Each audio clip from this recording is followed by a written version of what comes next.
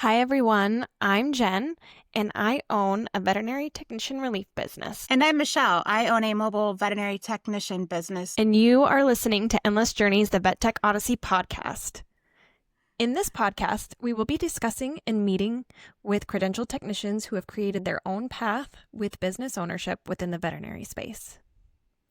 Our goal is to help inspire burnt-out vet techs before they leave the industry altogether through our stories and the stories of other veterinary technician business owners.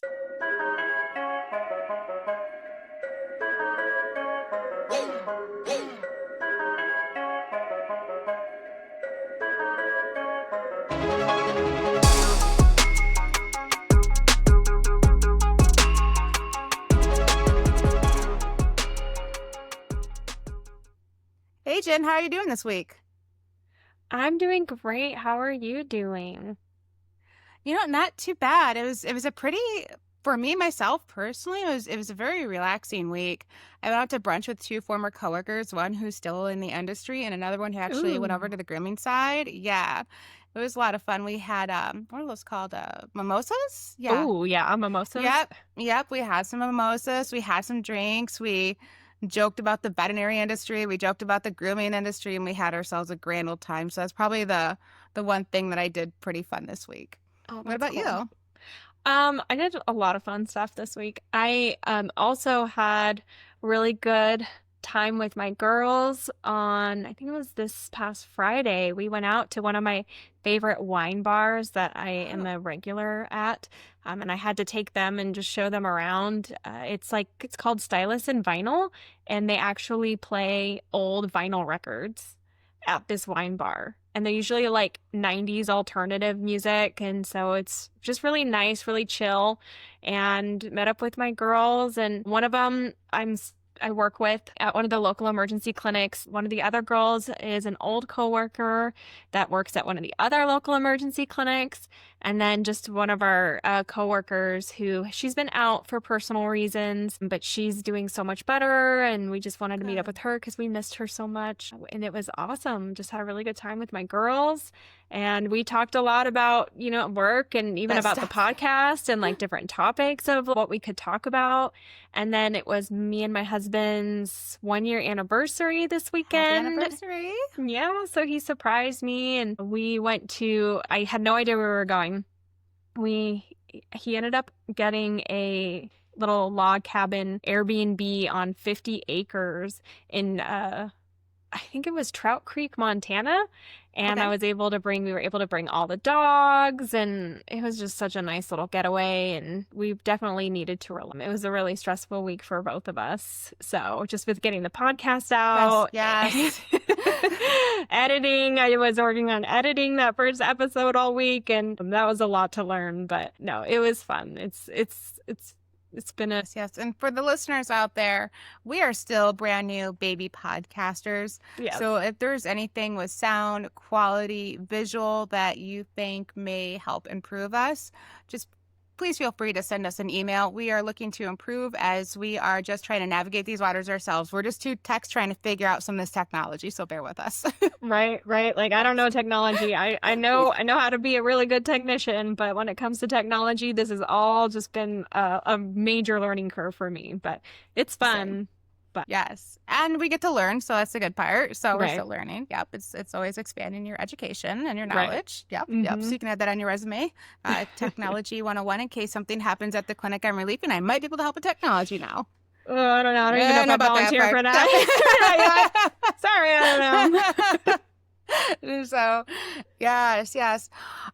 So me and Jen had thought about introducing something into our regular everyday podcast called the ups and lows, the highs and downs, whatever you want to call it. But we all have those weeks, whether you're in a clinic, whether you're relieving or you're mobile or whatever your job is.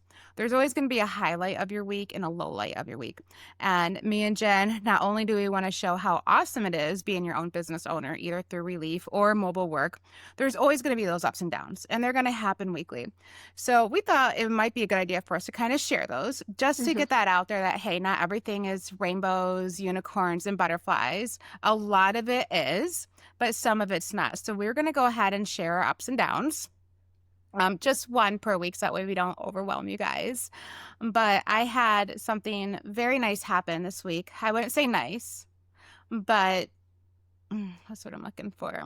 I had a relief moment this week. So one of my regular clients, I've been seeing them for about a year and a half now.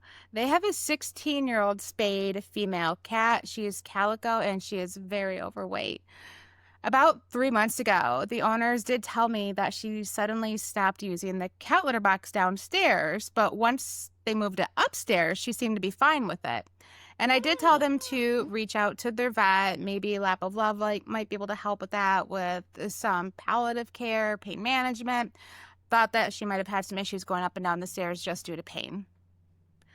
That was a few months ago. I don't think they followed up on that part. However, when I went over there for a regular appointment, the owner gave me this sad look and she's like, Michelle, we need your opinion on this. And I'm like, oh, that's when I hear that in that face, I know that's never good.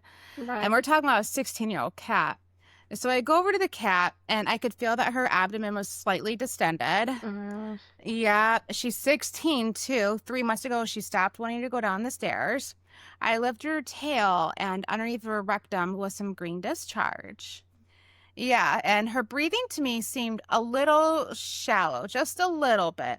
Now, I don't work in a clinic anymore, so sometimes it's hard for me to see these normals and not normals when I'm not seeing it every day. Now, for me, this was just observation. I'm not prognosing. I'm not diagnosing. But the owner did tell me this, and this was Thursday, by the way. My client told me, well, we already called our vet. We are pretty worried about her, again, given her age, that something may be really wrong, but they can't get us until Saturday. Well, I looked at the cat's breathing, and I looked at the discharge coming from the anus, and I'm like, whew, I was like, I think she might be in pain. And I told them, I was like, listen, I can tell you what I'm observing, and I think you should call your veterinary clinic. Let them know everything I'm observing with the slightly distended abdomen, with the discharge, with the slightly shallow breathing, and politely ask them that if there's a cancellation list, if you can get on it, that it might be a little bit more serious than we initially thought. And while I was there, she picks up the phone and I'm like, oh God, please don't put me on the phone. I'm like, please, because I've had owners do that where they call their vet and they're like, I got my tech here. They're And I'm just like, talk. Yeah. Oh yeah. gosh, yeah. That's happened a few times. I'm like, hey, Doc, so I'm not trying to step on your feet here, but this is what I'm observing with your patient. Right. Yeah. Luckily, she did not, but my client followed through with the instructions I gave her. She said exactly what I gave her. And the receptionist sounds like your cat's in pain. Let me check. And then she comes back and she's like, can you come in at 5:30 tonight? Oh, wow. And yep, the owner was like, yes. I'm like, yes. I'm still worried about this cat though, because I'm concerned. But we got her in that night versus waiting 2 days. The owner called me at 7:30 and she was like, my cat was constipated. Yeah, that's really common for those obese cats, old cats too. Yeah. She was pretty constipated. And with everything else, I was like, oh God, this isn't going to be good for a 16-year-old cat. I was really dreading hearing some bad news, but I feel like that was a highlight because I got that cat into the vet 48 hours sooner, and that cat was probably in a lot of pain being constipated. And so I felt like that was definitely just like one of the good moments, feel-good moments of the week is when that owner called me and she's like, hey, Michelle, he was just really constipated. I'm like, well, yeah, and you were able to use your technical skills, like your, things that you've done in practice before and that you've seen in practice and that, abnormal compared to normal and your communication skills, and just to be able to guide the client through that and basically to be able to tell them like, hey, this is what you need to say, in order for them to take you seriously as well. So yeah. And one of the things, awesome.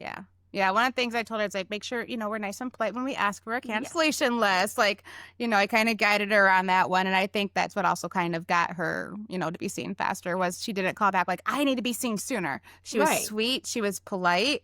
And I guided her through that and like, hey, they might be able to make room given this certain, given the circumstances, they might be able to make a little bit of room here for Fluffy. So yeah, it was definitely the highlight of my week. And then hearing that the cat was going to be okay, at least for the next little bit, just made me feel so much better. Oh my gosh, that's awesome. That's always, and it's so nice to know that like you made that difference for that specific owner and for that specific pet.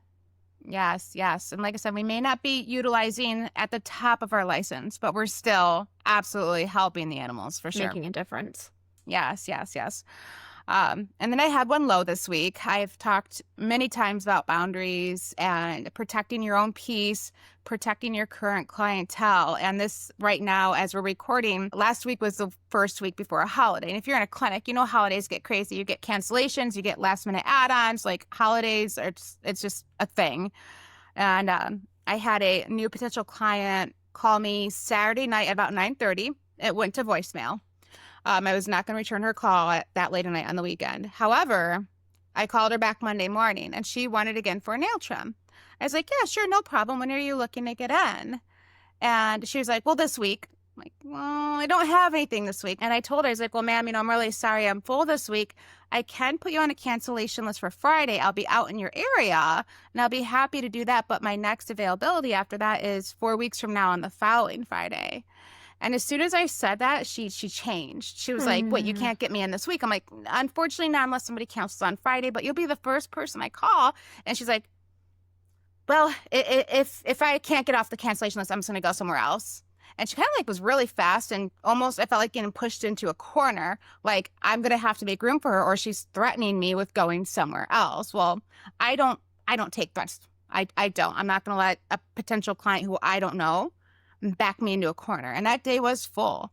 And I was looking at the day like, if I let that lady in, I'm going to be late to one of my other clients' house that's been on this route for years. I'm not doing that. So I told her, I was like, okay, if I get any openings, I will definitely call you, but good luck with that. And I let it go with that. And it's funny, that was on a Monday. Tuesday comes around and I had 2 clients because it is before the holiday weekend. Everybody's heading up north. Everybody's going to see fireworks. I had 2 clients the next day reschedule for the following week because they're going to do, Michigan holiday stuff. And I could have called that client back and been like, hey, I have room for you now. Yeah. But I didn't want to come off as I'm going to be accommodating and appeasing you every time you want. I could have at that point fit her in. And I also knew that I was going to get cancellations being the Friday before a holiday weekend. And the client didn't give me time to tell her that over the phone either. Right. If she would have given me the time to tell her that, if she would have been more polite and a little bit more receptive and not trying to demand, I would have absolutely called her back Tuesday and be like, hey, guess what? Great news. I got you on. But because of the way she kind of came at me, and demanding of my time and to skip over lines and back me into a corner, taking her business elsewhere. That was kind of a low for me because that's one of those moments where you kind of feel people think that just because you have a small business, they're doing you a favor by giving you their business. And that's simply not the case. So I was definitely a low. I did, after that conversation, felt a little discouraged, but it happens. It's a part of business. Right. My day was still full, even with those 2 other clients who rescheduled at the last minute, and the day went on as normal. Yeah. So that was kind of like my low for the week, for sure. Yeah. Yeah. And just to, people knowing, like if there's, people who aren't in the veterinary field that are listening to this right now, if you're kind, we will be so much more accommodating to you, whether that's in the clinic, whether that's within our business. If you are just kind, like it can play both ways. But once you start being demanding or rude or mean or start to make threats, we're not going to be accommodating for you. We're not going to want to work with you. So, as long as you're kind and you understand where we're coming from, then we're going to do everything we can to help you, because that's just what we're here for, is to help you. But yeah, I think that's something that you see often in clinic as well. Yeah, definitely in clinic. And, that with what you just said, that goes to show to both my high and my low this week. My high was when my owner was very sweet, polite, and she's like, hey, if there is a cancellation list, can I please get on it? Right. And they immediately expedited her that day versus the one who talked to me, who's like, I need it now. And if you can't, I'm going to go somewhere else. So I'm like, bye. Okay. I'm not going to accommodate. Bye. I don't want to deal with that anyway. The way you present yourself to your vet clinic is how they're going to reciprocate it right back. So please, like Jen said, be kind to your veterinary staff. Kindness goes a long way with us. Right. Yes. Jen, what about you with the relief world? What was your work like? Any highs, any lows for you? I definitely had a high, which it might be a little bit twisted because I work in emergency, but we had a situation where we're really short-staffed. One of the local emergency clinics I work at, they are very, very short-staffed all of the time. And we had a situation where we had a GDV case come in, which is gastric dilation of the volvulus, so bloat, stomach twisted, and they needed to go into emergency surgery. And it was just me. I was the LVT, and then I had another LVT on the floor, and then I think I had a couple of assistants on the floor with us. So it was the only doctor. She had to go into surgery. And so we were basically very limited on the cases that we could see as far as triaging. So at that point in time, what we normally do for that specific hospital is they basically just limit pretty much all urgent triages or regular triages, and we would only see stats at that point. And we actually had a stat case get called back, and I'm the only LVT out on the floor. My doctor's in surgery. And I can't say it was like the first time this has ever happened, but it's the first time it's happened in a while where they came back and I'm like, okay, like this is all on me. I'm the one that has to make these decisions as far as, what's going to be best for this patient to make sure that it survives. So brought the patient back, unresponsive, and immediately like, let's place an IV catheter. Let's get the ECG on this dog. I need to get a heart rate on this dog. We need to get a temperature, make sure that the temperature is good. And it was like this tiny little puppy. So it was very like, okay, what's going on with it? I mean, when the assistant who triaged it brought it in, we thought it was dead in his arms. Oh. And, I have one of the other assistants. I was like, okay, I need you to get more history for this patient. And so all of that going on, we do see a lot of drug cases, unfortunately, in our town. So, Do you mean like drug cases like the dogs or the cats got into the human stash? yes. Okay, Mhm. okay. All right. Yep. So we have another assistant running into telling the doctor what's going on. Obviously, it's a puppy. So her first thought is, okay, well, we need to get a parvo tested. Like, oh, yeah, crap. And then obviously, when you're working in something like that, when it's unresponsive, we're not wearing our appropriate PPE because we're just trying to take care of this patient. And so we parvo tested. And then when my assistant came back, I was like, okay, what was going on, vomiting or diarrhea beforehand? And he's like, no, he said the dog's just fine. Something was in his mouth. And then he started acting like this. And then that's when I kind of looked and I was like, I wonder if we should give naloxone. We should give Narcan. So I looked at my assistant. I said, go tell the doctor what you just told me and mention, Narcan. And he did. And he came back and he goes, yep. He said, go ahead. She said, go ahead and give it. And so we did. I got the dosage, gave it. Puppy just popped right up. It was like, Beautiful. whoa, hi, everyone. We're like, oh, hey, okay, cool. Like, and it was just a really good experience of like, okay, so we, I went through the whole process and yeah, we still had the doctor's counsel, but just kind of going through all that and knowing like, I'm the one in charge here. I'm the one that's supposed to be making these decisions and I'm the one that's directing everyone to what they need to do. And I did it successfully. So that was a really good high for me, knowing that, when you get in those situations, you can handle it. But when it's actually happening, you're like, oh shit, this is all on me right now. I'm the one that needs to make sure that this all goes smoothly. And I need to be the one to make the right decisions so that this patient lives. So that was really good. That was amazing. Yeah, you took leadership, you took control, you stayed calm and cool under pressure. Yeah. I don't know if I could have ever done that in your shoes as somebody who just has done GP. So that is amazing. You truly probably did save that dog's life. You know it. And that's so awesome that, when you're in those positions, you're able to do that. Yeah, it's funny. One of the assistants that I worked with even said that same day earlier. I think it was before that even happened, where they were kind of talking about me. And he's like, Jen is the calmest tech I've ever worked with. Like, she's just super calm in every situation. Like, if the roof is falling, Like, she's freaking calm. And I'm like, that's actually a really nice thing to say because, I mean, you have to stay calm in those situations. You can't freak out, especially in an emergency. So that was really nice to hear too. So I guess that's my second high. Um, Yes. Jen stopping the apocalypse with her bare hands, everybody. I love it. um, gosh, and then as far as lows, I can't think of one, unfortunately, for this week. That's good. Yeah, I didn't really have one. I have a lot of really good experiences at work. So I would say I probably didn't really have one that significantly stuck in my head this week. Oh no, that's good though. If I have a week where I don't have any lows, it's that week I play the lottery. I love Yeah. it. So no, that's awesome. And so yeah, that's a roundup of our week, everybody. hmm We've had some good fun things and we've climbed mountains and we've had a really nice week. So Yeah. I guess let's hop right into the rest of the episode. Perfect. Okay. All right. Another thing that we're going to be doing in our segment is we're going to be doing questions of the week. We encourage our listeners to email us and submit any questions that they have for either myself or for Jen for running a relief or a mobile business. As some of you know, I did create the Unattached Vet Tech group. So occasionally I'll also be pulling questions from there from anonymous members. And I really like this question. It came up and we didn't get a lot of answers for it. So I was hoping maybe me and Jen could elaborate this user on their question and the issues that they're running into. So we had a member, she stated,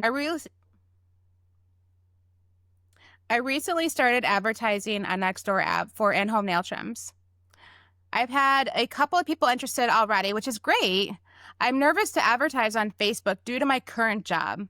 I'm worried my boss, management will see it as a threat and risk my current position.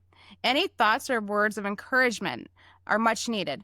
Just feeling very high stress and anxiety, but I really want to pursue this new adventure. Okay, so here's what I got to say about this. This is where you're going to get me on my soapbox.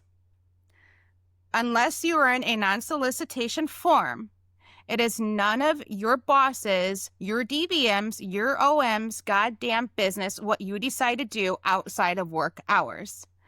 The only exception is if you are in work uniform, representing the company, and doing dumb stuff, illegal, immoral stuff while in company uniform.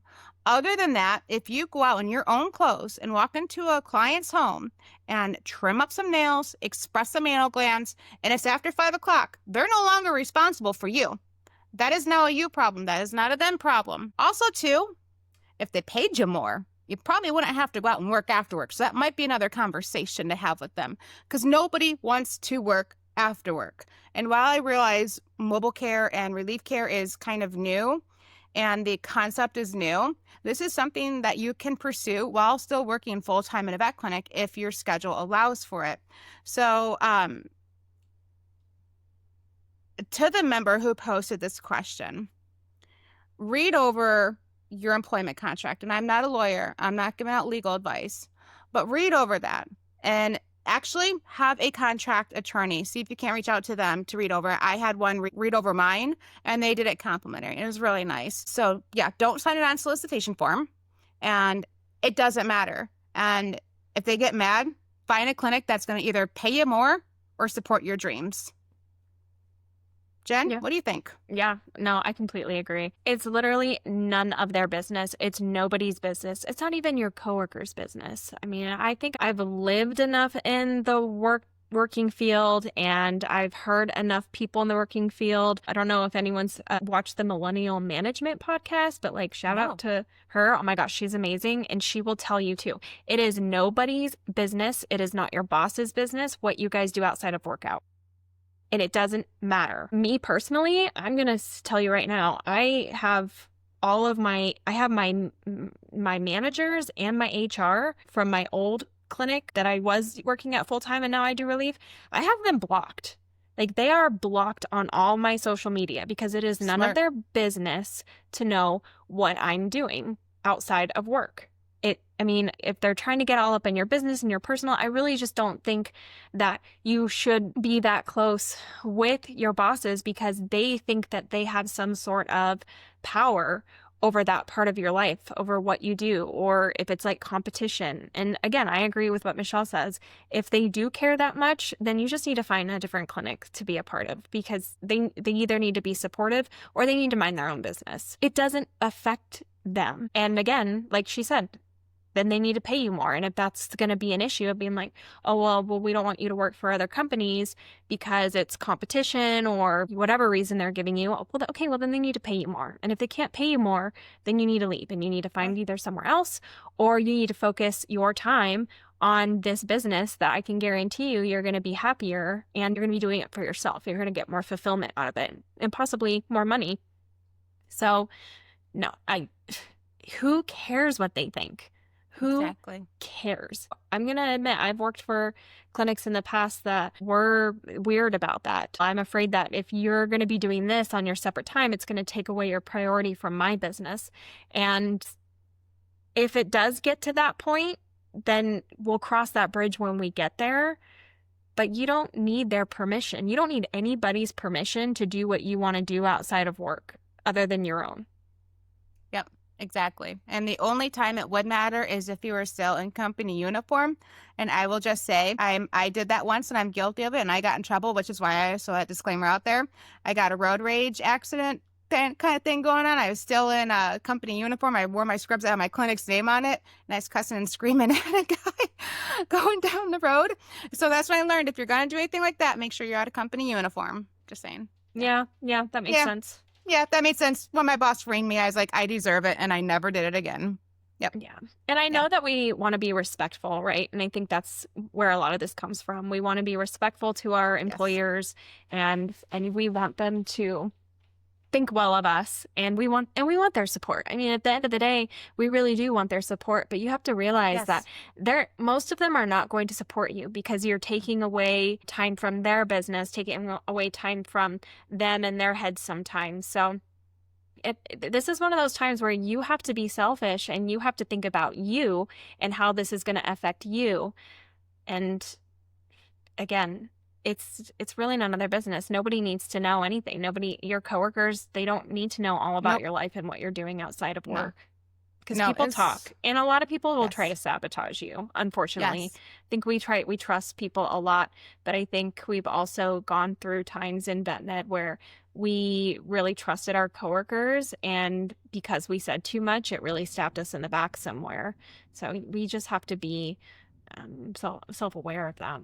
Mindful, yes. And to the original poster, if you do decide to go out and do this after work, yes, don't tell your coworkers, don't tell your boss, don't tell anybody. Do it Jen did. Block everybody from social media. That way they don't see you posting. Keep it hush hush, and just don't break any contracts that you're in for the God, and then don't sign them. But yes, coworkers will snitch you out in a second, even if you think they're your best friend. So don't tell anybody if you do decide to go that route.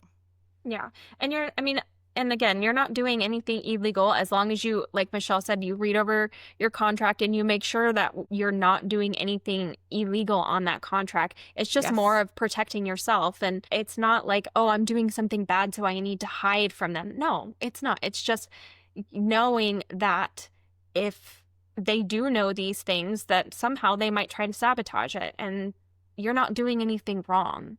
It's just none of their business. No one needs to know everything about what you're doing. No, yes. And to add on to that, at the end of the day, management is going to care about their position more than your position. Right. And everybody at a clinic is always going to care about them before they care about their coworkers. Right. So you need to care about yourself first, put your manager and your DVM second, and put your life first. Yeah. Because they're certainly doing the same. Yeah. I mean, we all are, and we all have to. I mean, and maybe not everyone is, but maybe you should be. And maybe that's why you're not happy with where you're at, especially if you're working in clinic, because you aren't putting yourself first, because you are thinking about everyone else first. And I know that's a big thing of what caused my burnout. So. Same. Yep. Putting everybody else first, putting myself last. Exactly. Yes. Yeah. So to the person who posted that in the unattached vet tech group, I really hope that's going to help you out. Yeah, I hope so too. Okay. All right. Perfect. All right. So, at this point in time, we are going to introduce our first guest. We are so excited to have Jacklyn Phillips on as our very first podcast guest. She is an RVT who owns her own vet tech relief business. It's called Action Vet Tech Services, and it's an LLC based out in North Carolina. Yes, she offers relief staffing. She offers training, CE, Recover certified, consulting. She is definitely a jack of all trades. Her name is Jacklyn, jack of all trades. Fun. Okay. I guess I'm not that funny. But anyway, she yes, she provides all that for, I believe, over 100 clinics she's servicing. And when I looked at her business page upon us doing this podcast, I was just blown away by everything that she offers. She really is a true powerhouse LVT, and she is absolutely trailblazing this. And you guys, this is so important because this is one of us. This is somebody who is just like me, you, and Jen, who has created this big business out in her area. And it is quite impressive to hear this success story. Yeah, yeah. All right. Well, we're really excited to hear from her, and we're going to get her on here right now. Hi, everyone. We are here today with our very first guest, Jacklyn Phillips. She is somebody that I actually met. We were talking a little bit when I became Relief, and I had reached out to her. I actually found her business. It's Action Vet Tech Services, LLC, based out in North Carolina. I was just doing a little bit of Googling and doing as much research on figuring out Relief as possible. And I came upon her site, and I just randomly messaged her, and she had messaged me back, and we had a meeting, and she was amazing. She's literally like the super vet tech who does it all. She has her own relief business, and she also has built it up to do training workshops as well out of that business. And then she did a little bit of mobile vet nursing, I believe, on the side, or she had created a business.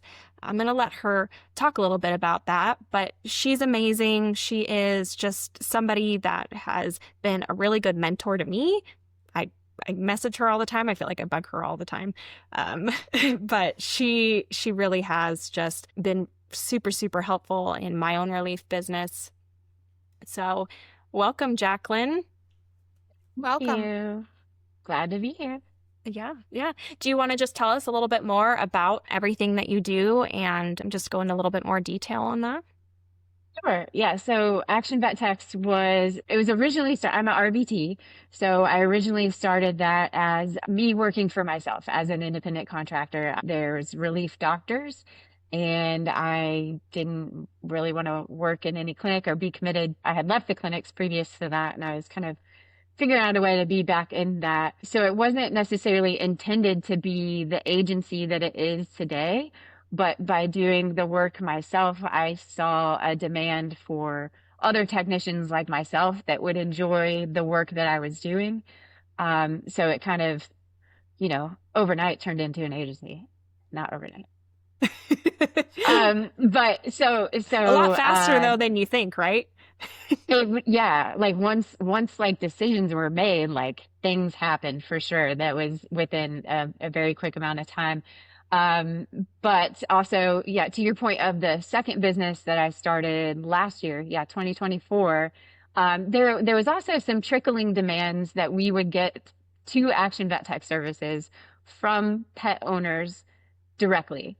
And that's not the business model of Action Vet Techs. Action Vet Techs, we work directly with the hospitals, right? Right. So we don't ever work directly with the clients. So we would get requests from pet owners for I remember one was a back surgery dog, and the client was uncomfortable expressing bladder. Yeah. And so they asked for a technician if they would be able to come to the home and express the bladder a couple times a day. There's also like diabetics that are maybe newly diabetic and they need their glucose checked, or they need insulin administered. Blood pressure patients that when they come to the hospital, it's not going to be an accurate blood pressure. So if we can do that in the home. So after receiving those calls a couple times from pet owners, I asked my team, I was like, you guys, there might be a demand for this, like to do something in home with the pet owners directly. However, I can't do it with Action Vet Tech Services. And one of my employees, she was like, oh my God, I've been wanting to do this for so long. I'm very interested. And so initially I was like, okay, you start the LLC and Yeah. I can help you. Like I'll coach you with that and it can be yours. And she's like, no, I just can't. So I'm like, okay, fine. So I threw the money in the pot and I did the groundwork of starting up that LLC, which is Mobile Veterinary Nursing. Um, and so Sarah, who's in my Charlotte territory, that's what she does. And initially I was like, I can do this. I just don't have a lot of time personally. Action Vet Tech takes up a lot of my time. I have done like some nail trims in house and drawn some blood a couple times, just if I have somebody local that knew me personally. But yeah, so Sarah runs that herself and manages her own clientele. She does really well. She has always a handful of clients that she's working with. Wow. And so I manage the finances, I manage the business side. The business aspect of it. Mm-hmm.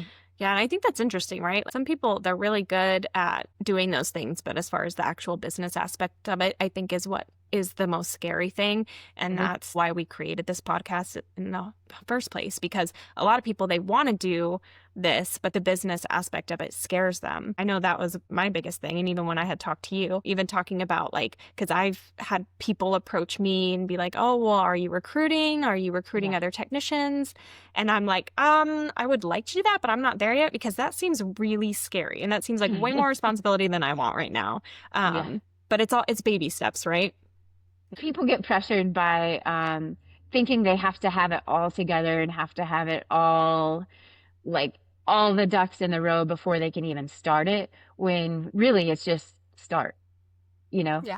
And I mean, even like I worked off of a laptop in my dining room for the first almost 2 years.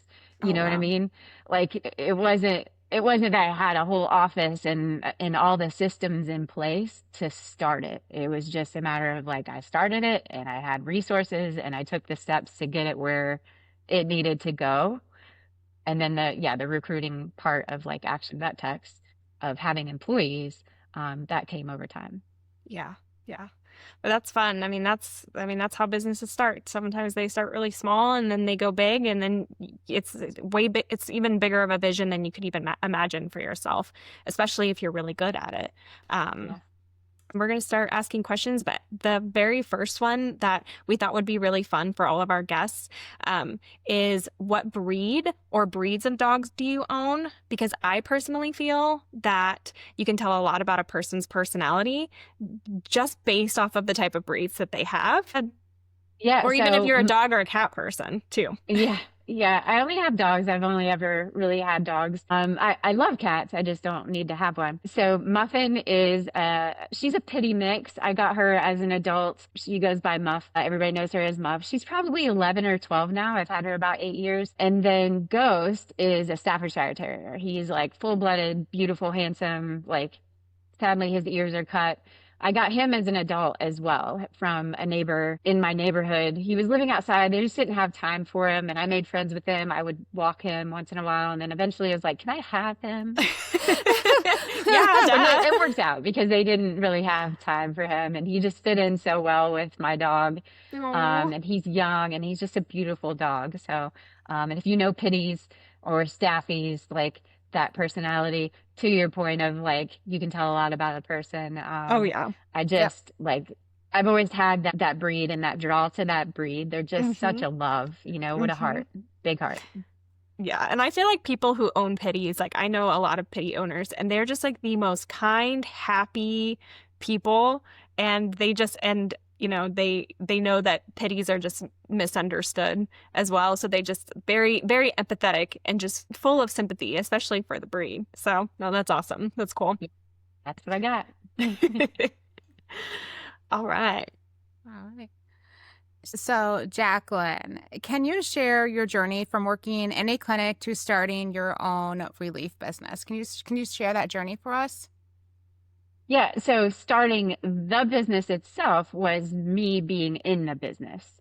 So going back to like me working for myself, like as an independent contractor, I had connections with clinics through my previous career, and my background is in emergency, and I kind of know like emergency always needs help, right?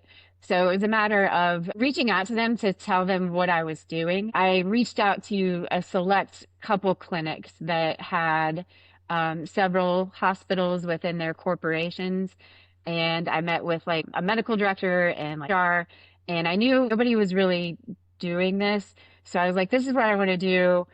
This is what I had an attorney write up as far as like how I do my billing and what my hourly rate is. And, I really wanted to be professional about it. And I remember the one medical director was like, oh, this is great. This is good. You don't need any of these terms of agreement. You just send us an email and tell us when you can work.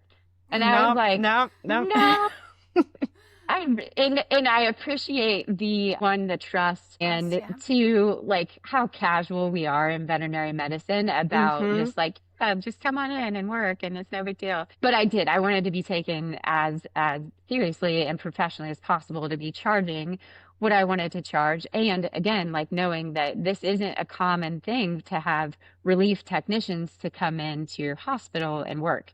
We were accustomed to relief doctors for sure. And part of me kind of creating structure around this was consulting with existing relief doctor companies.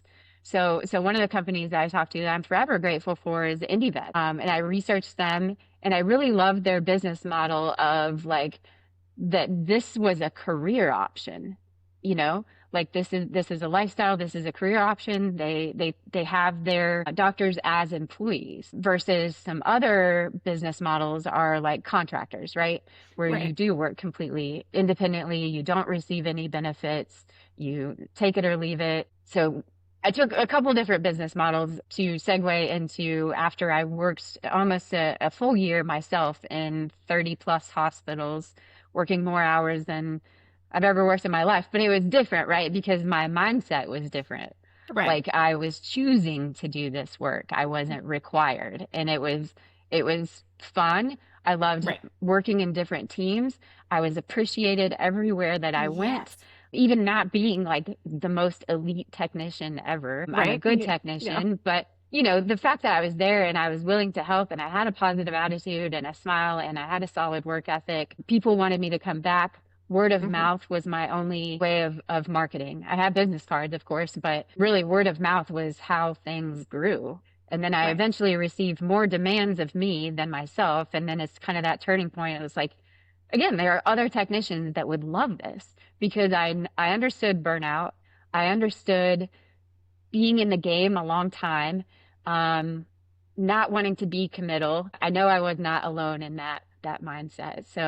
So I had like some technicians that I've worked with in the past that saw what I was doing. Christy was one of them that she reached out and she's like, "Hey, I see what you're doing. If you ever want to share that work, let me know." And I was like, "Actually," so that's how I brought on the second year of business, I did bring them on as 1099 contractors. Okay. Okay. So it wasn't like I immediately had them as W-2 employees. Again, Oh, because okay. I was figuring it out, right? Like I Right. didn't kind of back to like, you don't have to have it all figured out to start. You just do. So I had them as contractors. Then there's like four, five technicians. And then it was kind of a turning point of like the demands and the marketing and the opportunity, right? There are so many hospitals. And then there was COVID. Mm-hmm. So it was kind of all in that perfect storm of demands that I made that big transition to I want them to be employees. And I decided to have them employees because again, kind of going back to like IndieVet's business model, they give them benefits. Like this is a career path. And although I wanted them to have the autonomy of a contractor, you choose the shifts, you choose where you work, you choose when you work. I also wanted to be able to support them. Right. And there's only so much support you can give a contractor like by law, right? Like I can't like you got to buy your own scrubs, you got to pay for your own CE, you got to supply your own stuff if you're a contractor. But if you're an employee, then I can supply that for you. And I wanted that. I wanted to support technicians in that way. This can be a career path. So what you initially did then was you had these hospitals that you already were contracted with just you, and then these other girls would just contact you, and then you'd say, okay, yeah, I can't take this job, but I have a girl here who Mhm. can. And so was it still technically through your business? It was Yes. 1099? Okay. Yes. Yep. Action Vet Techs existed. I'm a sole member LLC. So that it was all umbrellaed under the LLC.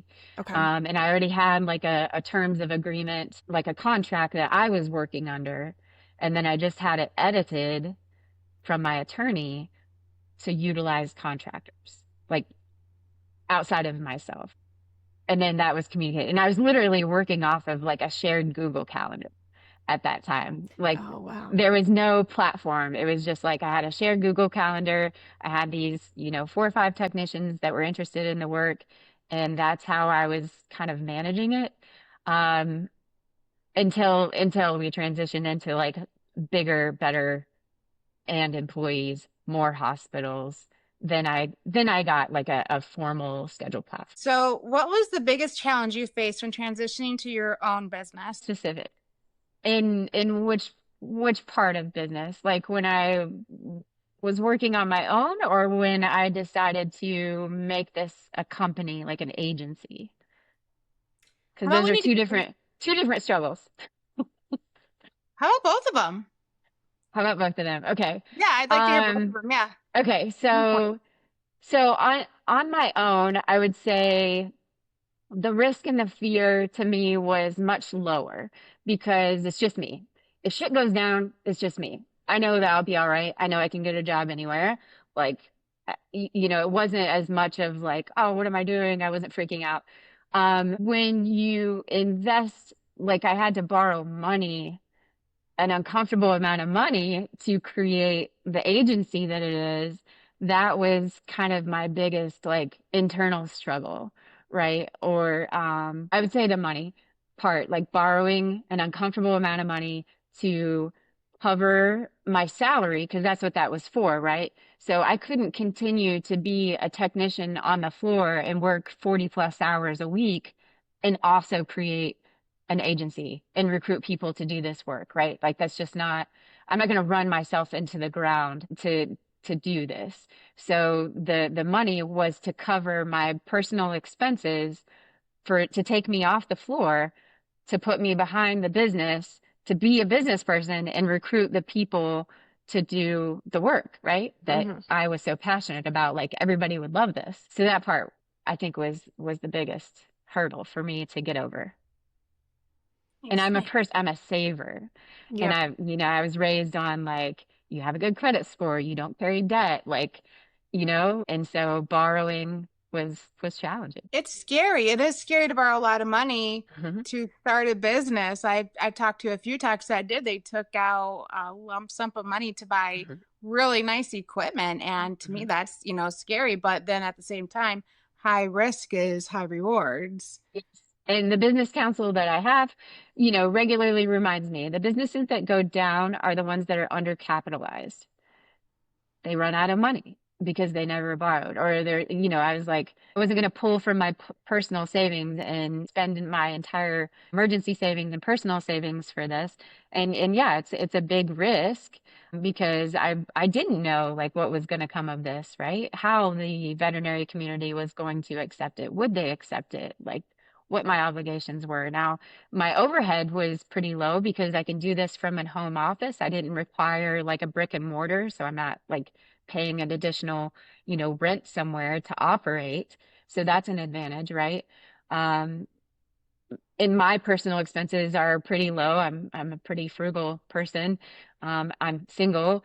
I don't have dependents. I think that's also something for people to realize when they're looking at the risk and reward too, on what your priorities are, and what those obligations are. So I think I'm in a unique position. Would I have made that decision if I had children, or if I had a husband, or other circumstances? Those are things to sort out. Well, it sounds like you did an excellent job of making those decisions, and it definitely paid off for you. That's truly an Mhm. inspiring story. Thank you.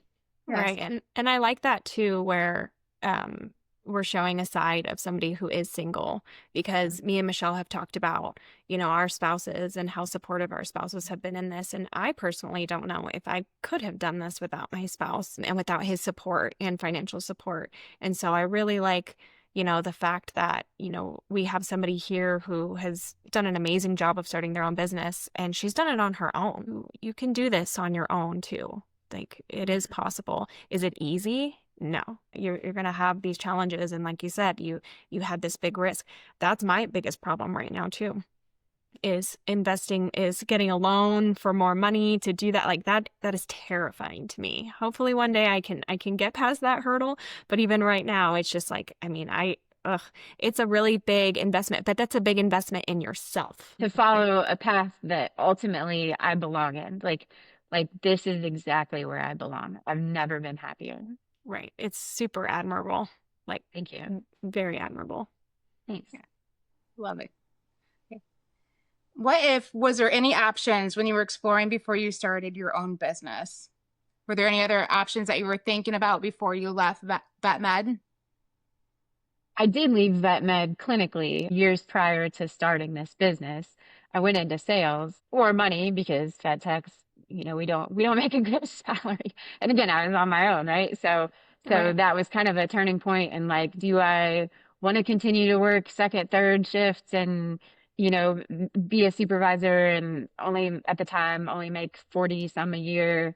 And I just wasn't saving and it wasn't like the path I saw for myself. So I did go into sales with the ambitions of something different and also money at that time, but that wasn't what filled my soul, it wasn't about the money. Like yes, it helps, and yes, when people say money doesn't buy happiness, it doesn't, but it does buy comfort.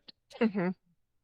you know so I think the happiness comes from within, but financially to be secure makes life lower stress. So I learned a lot in sales, but I also learned that wasn't my passion. And then that kind of led me back to like the original passion, which was being a veterinary technician and being in patient care and working in medicine. That's what I truly loved and what my entire background was.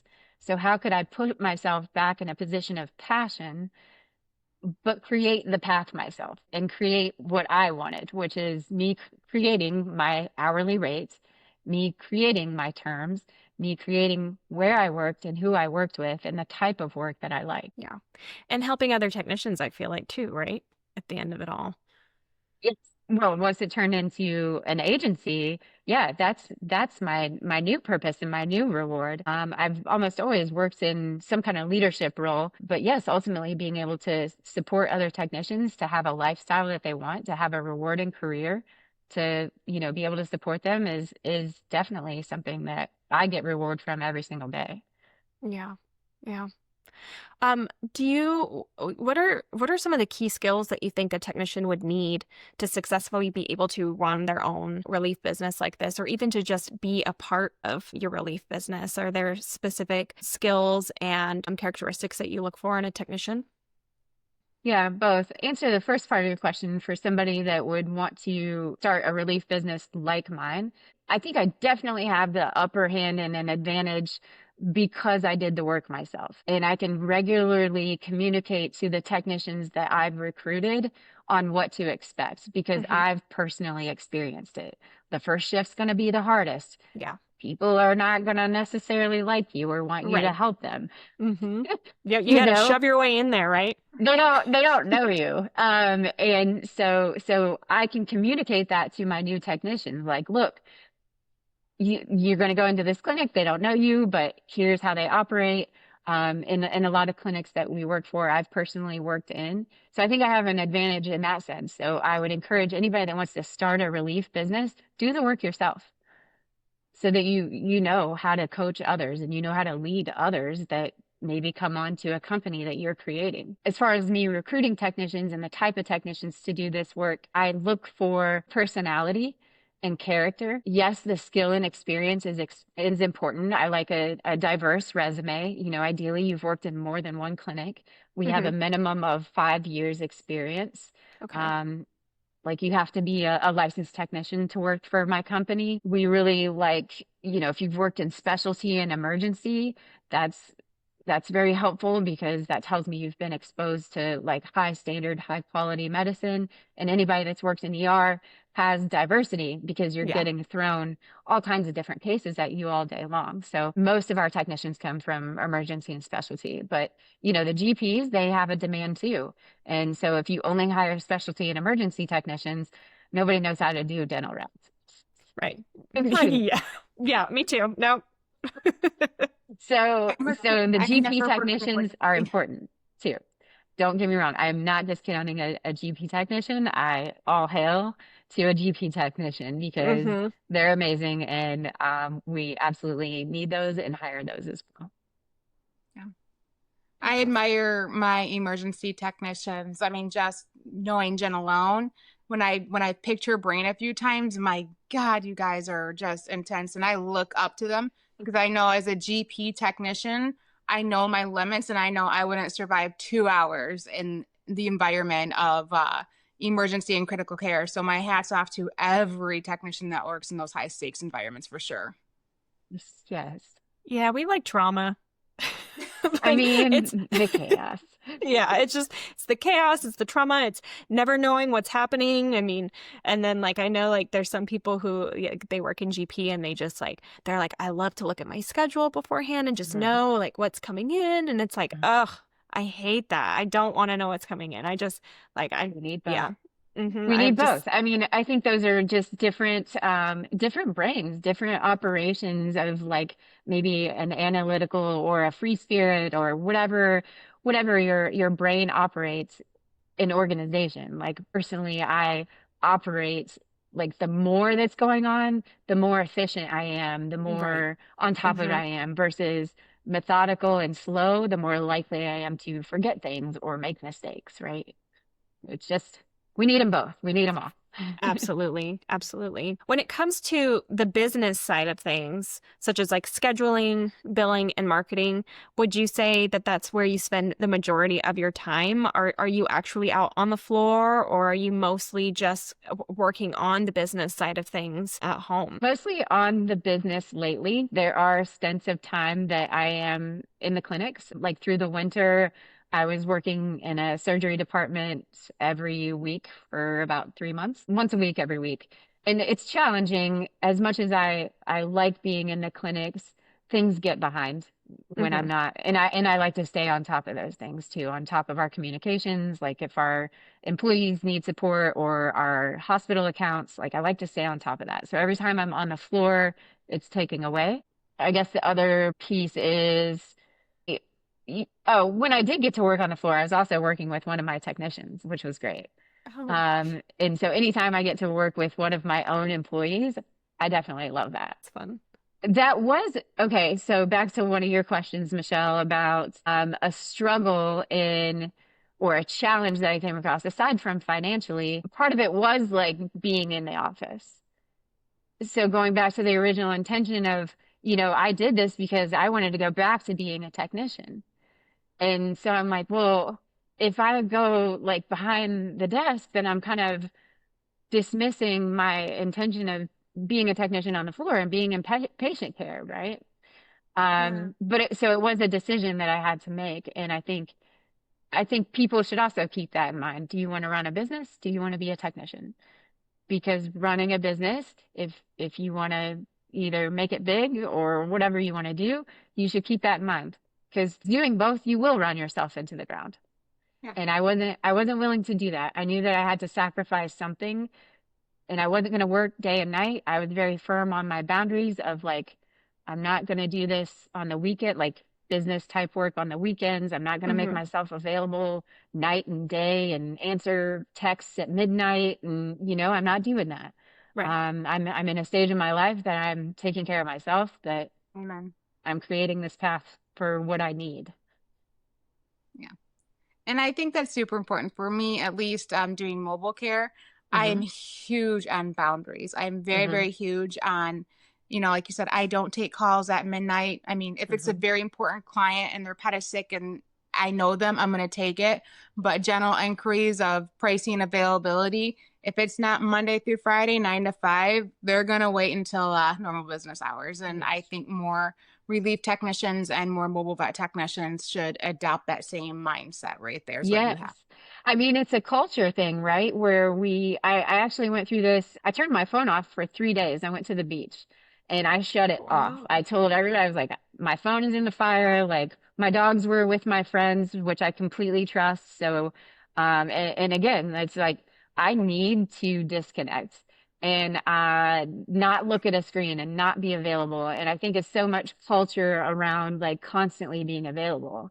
And remember back in the, I don't know how old you guys, I sound old, but I'm not. In the like 90s when we didn't have cell phones, right? And Oh people yeah. call your house and you're not there and nobody's freaking out that you didn't call them back in 10 minutes. It's Right. just like you're not available Yeah. and that's it. But now it's a matter of like, you didn't answer me and now it's a big storm of, I need this now. So yeah, boundaries. Absolutely. I'm a big fan of those and I coach those to my employees too. Good, good. Yeah, I think, boundaries is something that we really do want to talk about. We want to have an episode on. I actually just had drinks with a couple of my girls, my coworkers on Friday, and we got really into talking about boundaries and how people perceive it as bad and how you have a bad work ethic if you have boundaries. And the girls were like, is that something that you guys are going to talk about on the podcast? And I said, oh, absolutely, because we need to change our mindset about that right now, because boundaries are so rare in vet med that it literally, we are the girls who are seen as having very strict boundaries on, hey, I'm not staying an hour late. I'm leaving. It is my time to leave. I've heard people be like, oh, well, some people have different work ethic than others. And it's like, no, those are boundaries. It's not about, like, I will bust my ass the whole 12 hours I'm here and I will give my 100%. But when it's time for me to go home, I'm going home. And that does not mean that I have poor work ethic. It's not poor work at all. Yeah. No. Yeah, you're totally right. Yeah, good. Yeah. I'm glad there will be an episode on that because I agree. And it's part of contributing to like a lot of mental health crisis, right? Yes. On, either people getting walked on or people being shamed for having a boundary with that, right? Or whatever that is, right? We have mental health issues in our industry and in society in general. And yeah, part of that is boundaries. And that's why people are leaving vet med.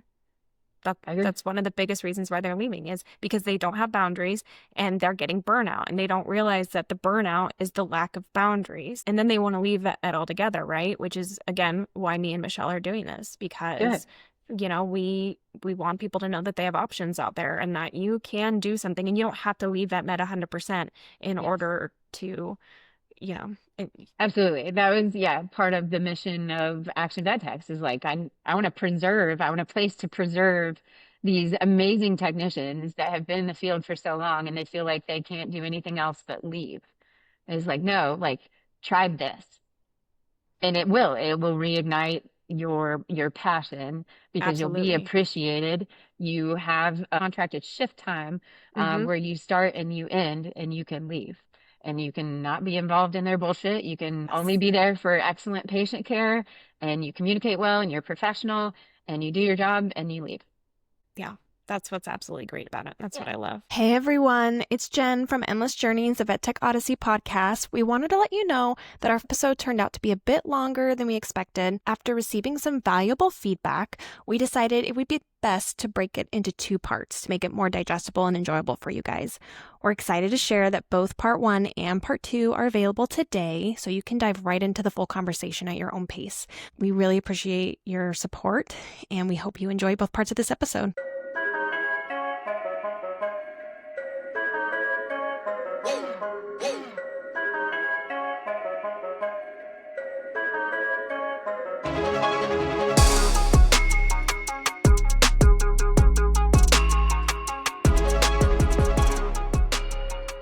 Thank Thank you so much for tuning in to Endless Journeys, the VetTech Odyssey podcast. We hope you enjoyed today's episode and found some valuable insights. If you did, be sure to subscribe so you never miss an episode. We'd love to hear your thoughts, so please leave us a review and let us know what you think. You can also connect with us on all social media platforms at Endless Journeys, the VetTech Odyssey podcast. Until next time, keep learning, keep growing, and keep making a positive impact in the veterinary world. We need you guys. Have a great day.